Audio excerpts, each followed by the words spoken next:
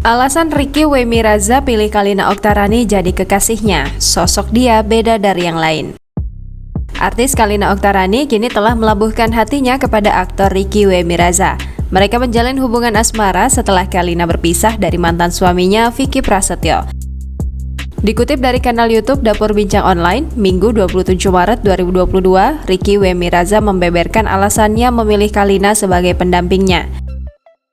Diketahui, Ricky Wemiraza saat ini berusia 24 tahun. Di usia 24 tahun ini, ia mengaku baru mendapatkan pengalaman dari kehidupannya, sehingga ia membutuhkan sosok seperti Kalina untuk memberi nasihat. Menjalin hubungan dengan wanita yang usianya lebih dewasa merupakan pengalaman pertama Ricky Wemiraza. Namun, Ricky Wemiraza mengaku sosok Kalina berbeda dari wanita lainnya. Sementara itu, Ricky dan Kalina mengungkapkan fakta tentang hubungan mereka. Awalnya, mereka ingin menjalin hubungan secara diam-diam tanpa terendus media. Namun, konflik Kalina dengan Vicky Prasetyo setelah mereka bercerai membuat Ricky Wemiraza ikut terseret. Sehingga hubungan keduanya mulai terendus media.